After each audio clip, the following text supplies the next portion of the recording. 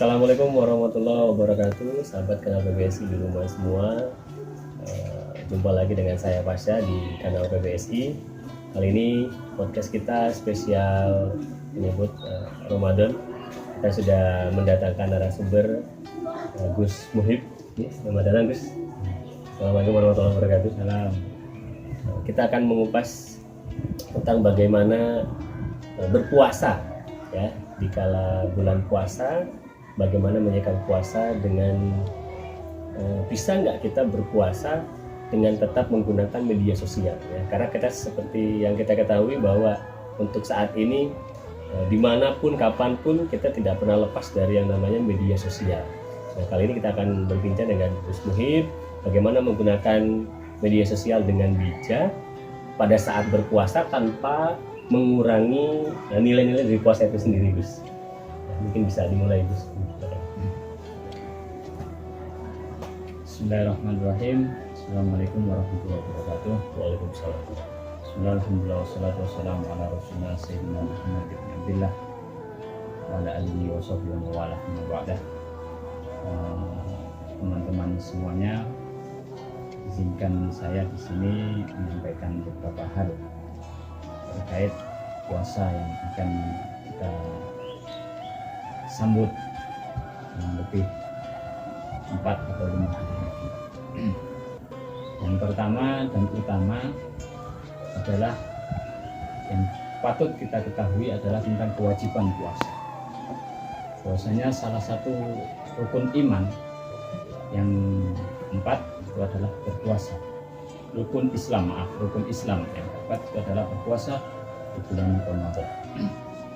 Dan yang namanya rukun itu kalau di dalam istilah bahasa itu adalah ibaratkan tiang, sehingga suatu bangunan ketika ingin menjadi kokoh maka tiangnya juga harus kokoh.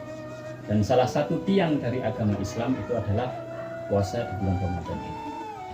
Dan dasarnya sudah jelas, sudah disebutkan di dalam Al-Quran dan mungkin sudah berkali-kali kita mendengarnya, yaitu termaktub di dalam surat Al-Baqarah ayat 183 yang berbunyi a'udzubillahi minasyaitonirrajim ya ayyuhalladzina amanu kutiba alaikumusyamu kama kutiba alal ladzina min qablikum la'allakum tattaqun, yang artinya adalah wahai orang-orang yang beriman, diwajibkan atas kalian semua untuk berpuasa sebagaimana diwajibkan atas orang-orang sebelum kalian supaya kalian bisa bertakwa. Makna bertakwa di sini itu adalah bertakwa atau takut terhadap siksa neraka dengan bantuan atau dengan lantaran puasa itu. Karena puasa itu bisa menjadi sebab untuk diampuni dosa, menjadi sebab untuk diangkat derajat kita nanti di akhirat. Karena di dalam hadis Sahihain, hadis Bukhari Muslim juga disebutkan bunyal Islamu ala khamsin. Islam ini dibangun dengan 5 perkara. Yang pertama, anta'budallaha wa takfura bima dunahu, yaitu beribadah kepada Allah dan mengingkari selain Allah. Kemudian yang kedua, iqamis shalah, mendirikan salat. Kemudian yang ketiga, ita'iz zakah, yaitu memberikan zakat. Kemudian yang keempat, hajjul bait, pergi haji ke Baitullah bagi yang mampu. Dan yang terakhir, shaumi Ramadan, yaitu puasa di bulan Ramadan.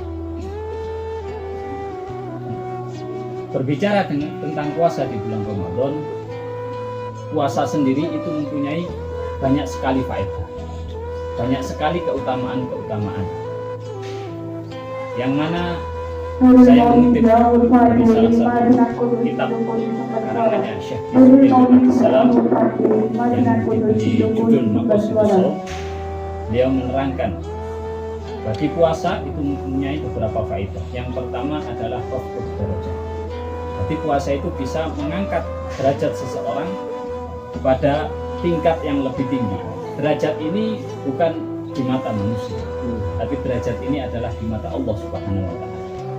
Mungkin ada orang yang ahli puasa, tapi sudah hidup puluhan tahun, sepertinya kehidupannya tetap apa itu dia penjual tempe atau hanya tukang gorengan, tapi dia rajin berpuasa. Terus apakah itu tidak bertentangan dengan mengangkat derajat? Sama sekali tidak. Karena derajat yang dimaksud di sini adalah derajat yang Allah, bukan derajat manusia. Kemudian termasuk keutamaan puasa yang kedua yaitu takfirul khoti'ah, yaitu menebus kesalahan-kesalahan. Jadi dengan berpuasa kesalahan-kesalahan kita bisa ditebus oleh Allah karena ibadah puasa itu. Kemudian faedah yang ketiga atau keutamaan yang ketiga yaitu kasrus syahwat, yaitu mengekang syahwat kita. Yang mana syahwat ini sudah jelas. Syahwat ini adalah tempat di mana setan mempunyai celah untuk menggoda kita.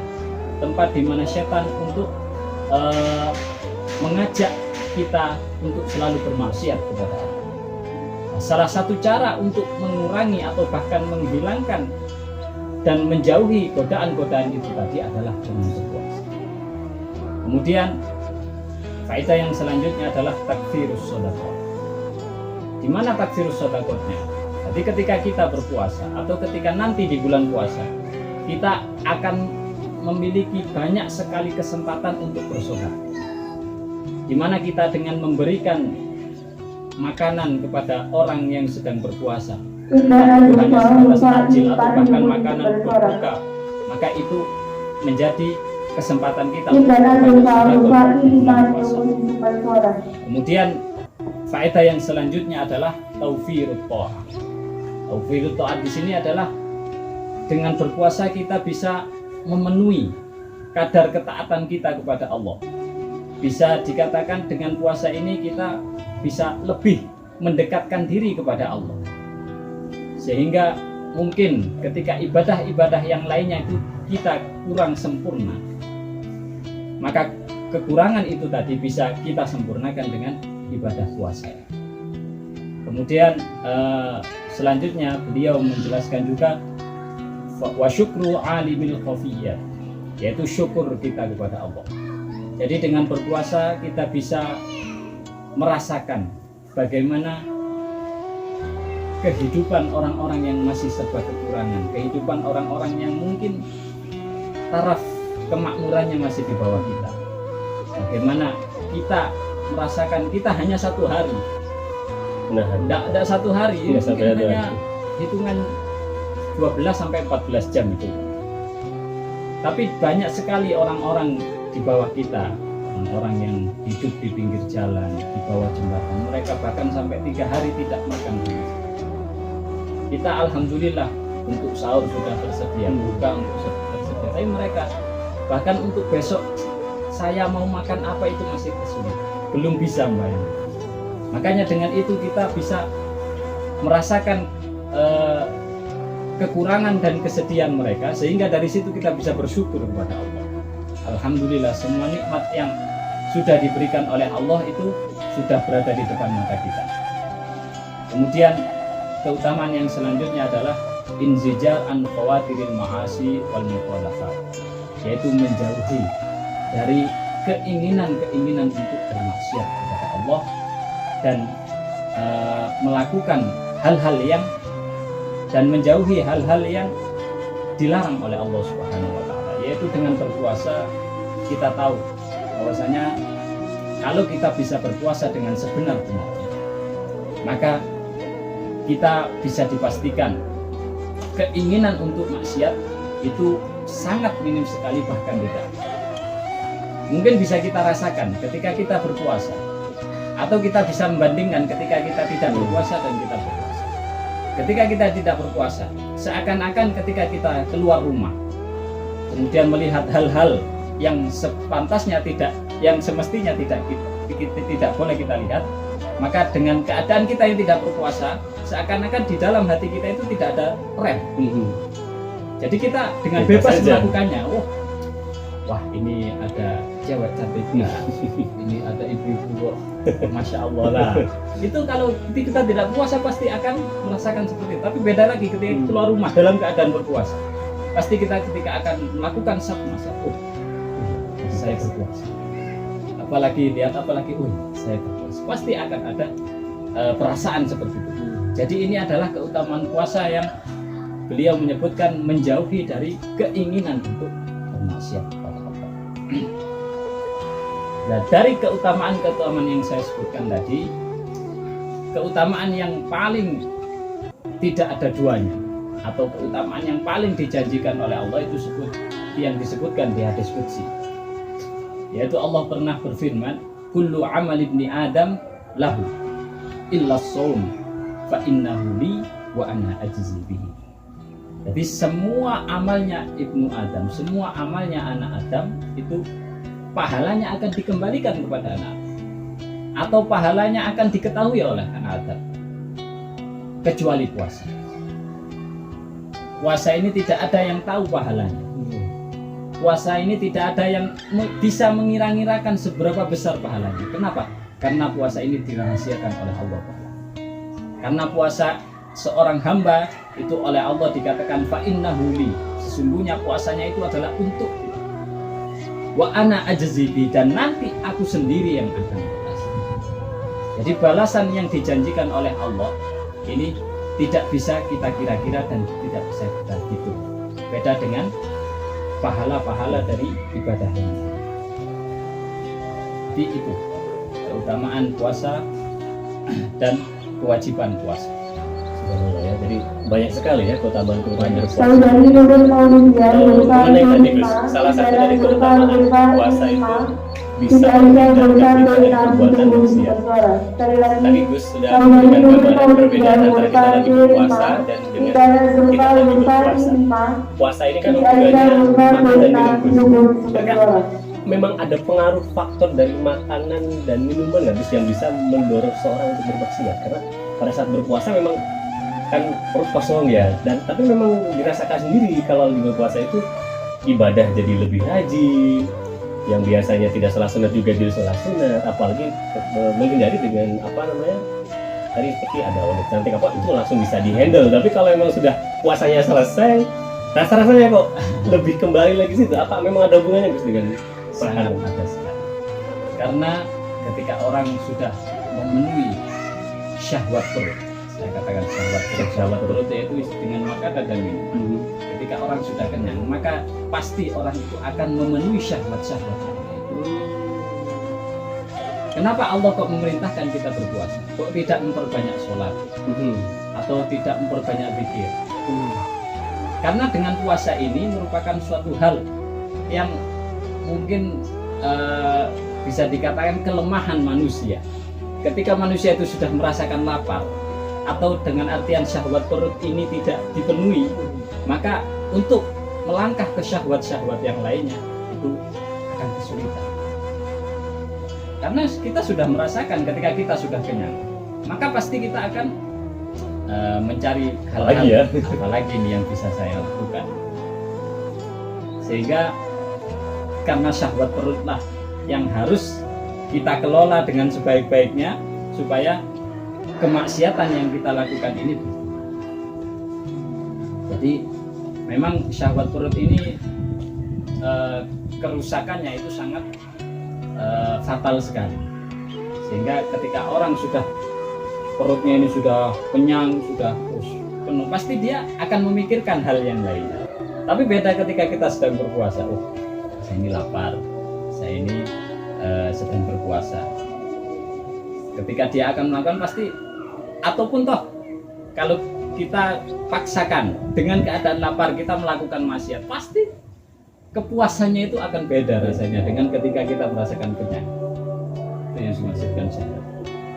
Ya, berarti perlu dijaga juga ya makanan itu ya. Sampai kadang mendengar juga makan terlalu kenyang juga tidak baik ya. Berbicara makan dan minum nih Gus, terkadang banyak yang mengira bahwa puasa itu hanya menahan lapar dan haus saja. Banyak yang tidak mengetahui bahwa selain makan dan minum ada hal lain yang perlu kita hindari. Nah, hubungannya dengan media sosial nih Gus. ya, para mahasiswa atau kaum milenial lah ya, untuk saat ini kan tidak lepas dari ya Facebook, ada YouTube, ada Instagram. Bagaimana cara menyikapi kita ketika dalam keadaan berpuasa tapi tetap menggunakan fasilitas media sosial tersebut? Itu kira-kira bisa membatalkan puasa atau mengurangi pahala puasa itu? Yang saya bacakan tadi, yang saya sebutkan tadi, itu Allah berfirman juga wasyamu junnah. Jadi puasa itu sebagai benteng. Fa idza kana shaumi ahadikum fala yarfus yauma idzin wala yaskhab. Ketika seorang itu berpuasa, maka hendaknya dia tidak berkata bohong, tidak menjelek-jelekan orang atau mengolok-olok orang. Oleh karena itu fa in sabahu ahadun au qatalahu, ketika ada orang yang menjelekkan kita yang sedang berpuasa, atau ada orang yang mengajak kita bertengkar pada saat kita berpuasa, maka hendaknya kita mengucapkan inni bu'un sha'imun, saya ini orang yang sedang berpuasa. Tapi jangan diucapkan, hanya di dalam hati. Maksudnya apa? Untuk mengingatkan diri kita Agar tidak terpancing. agar tidak membalas apa yang telah dilakukan orang tersebut. Jadi selain kita dianjurkan untuk tidak mencemooh, tidak mengolok-olok, begitu juga kita tidak boleh membalas apa yang olokan dan cemoohan orang kepada kita dengan perkataan itu tadi, ini impu'un sha'imun, saya adalah orang yang sedang berpuasa. Tapi jangan sampai diucapkan, karena dengan ini berarti nanti orang tak lain tahu, karena puasa ini adalah ibadah yang rahasia, hanya kita dan Allah yang tahu. Tidak semua orang tahu kalau kita sedang berpuasa. Jadi boleh menggunakan media sosial asal batasannya. Batasannya itu tadi, yang penting tidak untuk mengolok, tidak untuk mencemooh orang, termasuk juga ghibah, menggunjing, dan perbuatan-perbuatan yang tidak terpuji. Kalau yang sekedar berkomentar tidak masalah, bisa hanya lihat dulu komentarnya seperti apa ya. Kemudian juga bagaimana kita juga bijak dalam menggunakan media sosial ini. Seperti hanya jangan gampang-gampang membuat story atau status tentang ibadah apa yang sedang kita lakukan. Ya itu sering dulu. Misalnya traweh, foto dulu, selfie atau tulisan saja, kan orang jadi tahu akhirnya. Bangun sahur, alhamdulillah, jam 3 siap-siap untuk sahur. Makanya saya pernah membaca ya caption gitu, itu unik kok captionnya. Captionnya punya gini, diduga tidak mau merepotkan malaikat Raqib Atid, ada seorang hamba yang mencatat amalnya sendiri di media sosial gitu. Jadi mungkin seperti itu. Kita tidak apa-apa, silakan. Selama kita bisa mengontrol diri kita dalam menggunakan media sosial selama berpuasa, saya kira itu tidak masalah. Lebih-lebih kalau media sosial itu kita gunakan untuk menyebar kebaikan, berdakwah, menyebar materi-materi puasa, keutamaan puasa, atau menyebar tausiah-tausiah, itu tidak apa-apa, silahkan.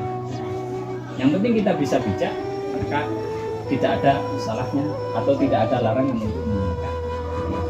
Tidak ada larangan untuk media di saat puasa, yang penting bijak dalam menggunakannya. Mengenai update status tadi itu bisa mengurangi pahala puasa nggak? Misalkan sebelum buka ini, kadang mau makan foto dulu, buka nih bareng gitu. Itu bisa mengurangi pahala puasa nggak nih? Kalau kita mengurangi, ya mungkin bisa saja, karena dengan kita update seperti itu kan otomatis orang lain tahu. Dengan orang lain tahu, walaupun kita tidak ada niatan pamer, tapi kita juga nggak tahu orang-orang yang membaca atau melihat status kita itu menganggapnya bagaimana. Betul. Nah, itu menimbulkan prasangka ya, Ustaz. Itu yang harus dihindari. Yang harus kita hati-hati. Karena Allah sendiri kan sudah mengingatkan kita, sudah dibuka firman, tapi jangan, kita harus menjauhi prasangka di tempat-tempat yang bisa menimbulkan prasangka, baik dari diri kita ataupun dari intinya seperti tadi yang disinggung di awal, bahwa puasa itu menahan dirinya, baik dari makan, minum, menggunakan media sosial, juga untuk berpuasa lebih ditahan lah. Boleh kita update status, boleh mengomentari, tapi lebih baik mengomentari hal-hal yang lebih positif ya Gus ya, untuk menjaga kualitas puasa kita agar terjaga dengan baik. Baik Gus. Kemudian apa yang perlu kita persiapkan Gus untuk menyongsong bulan puasa ini? Yang paling perlu kita siapkan adalah kesiapan diri kita terutama. Maksudnya kesiapan diri kita pribadi, kita harus benar-benar bisa menghadapi bulan Ramadan itu dengan sebaik-baik keadaan.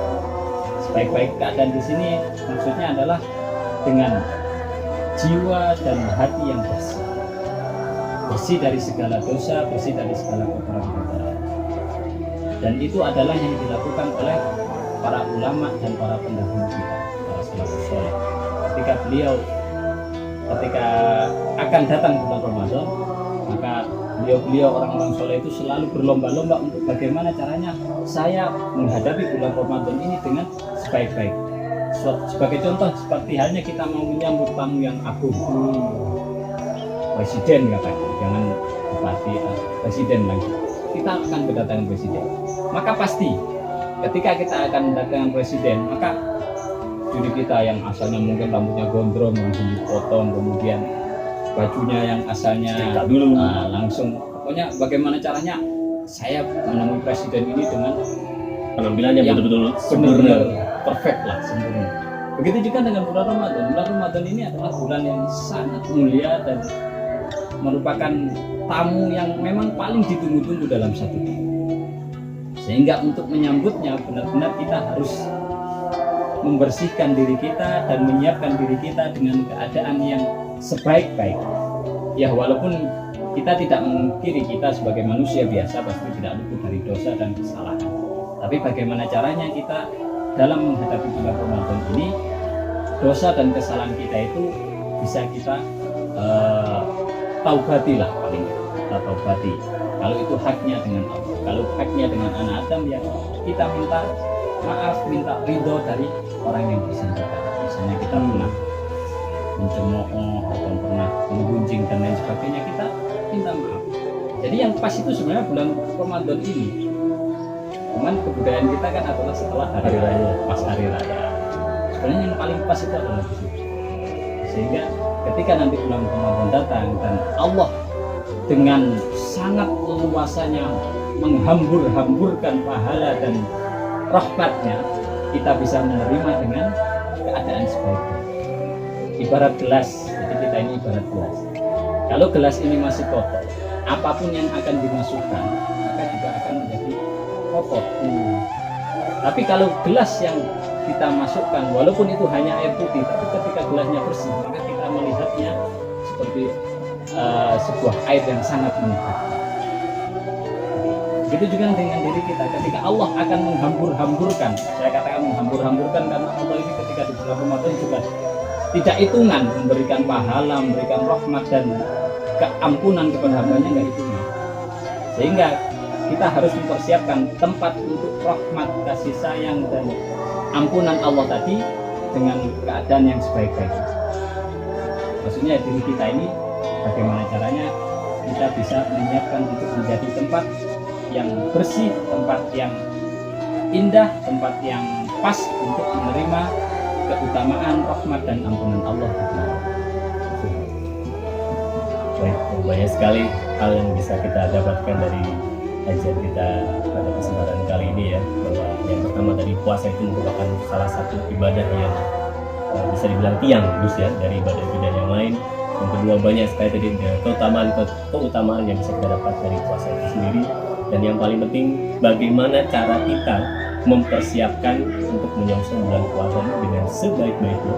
Ya, tadi diibaratkan bahwa kita akan kedatangan tamu yang begitu agung, maka kita harus persiapkan.